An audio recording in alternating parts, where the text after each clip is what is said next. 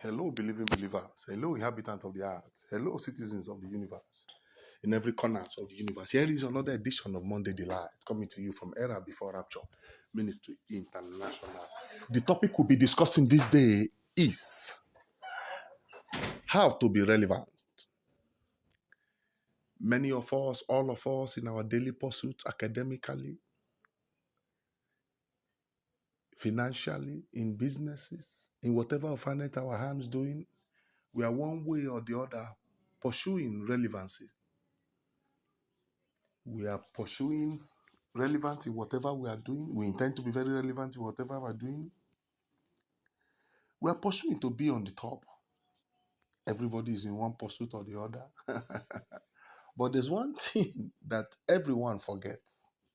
That the easiest way to be relevant in whatever we find it our hands doing is to form the character, the attitude of loving our Maker. He has loved us even before we came into existence. His love has been there for us even before we came into existence through our separate mother's wombs, irrespective of our tribes, our religion, irrespective of our orientation and our inclination. He has already loved us and he enjoins us to love him. You know, he has loved us even before we came to be. Considering the beginning, he knows the beginning and the end. Even before we came to be, what our end will be like, he already knows. Despite our shortcoming that he has already known, he has already understood, he knows that about us even before we commit the shortcoming. His love did not quench. His love has already been there. And he enjoins us to love him.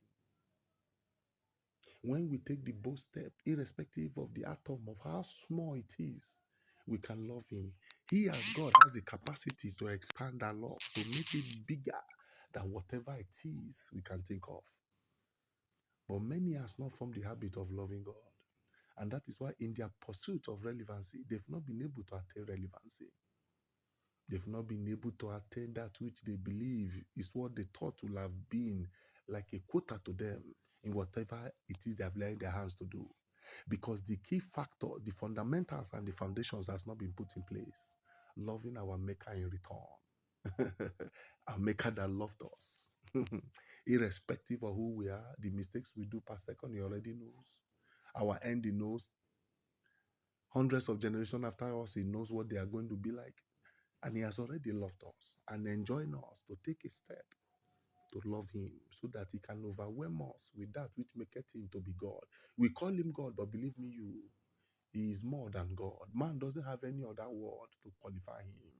He is more than every of our qualification, every of our assumption, every of our knowledge, what we know about him is more than that. So he has given us, he has enjoined us to take a bold step to love him.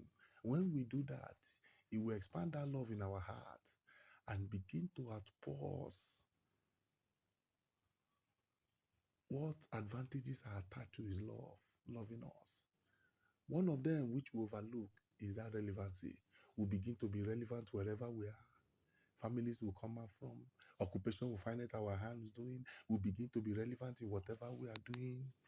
You know, even the people who think they are more diligent than we are will begin to wonder. They do more of the diligence, but one way or the other, we are more relevant. We are more relevant because we have applied that principle, loving God.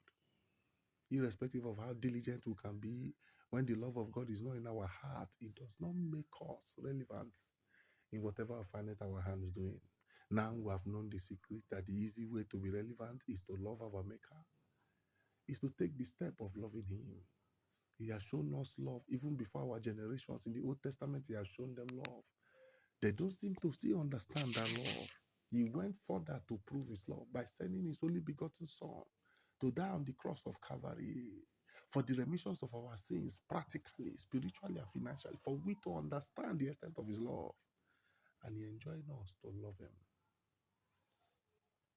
And many have not come to the understanding that that's why Christ died on the cross, for practically for we to see that this is his love. The generations before us, he loved them, but they did not see or understand the extent of how much he loved them. Now, in this generation, Christ has died on the cross. Many still don't understand, and many have not begun to love him. That is why this word is coming to us today, for to be an eye opener to us all, so that we can begin to love God much more than before. And the grace of God will continue to open our eyes of understanding and help us to take the bold step to love Him much more than before. I, an anointed of the Most High God, a member of the pastor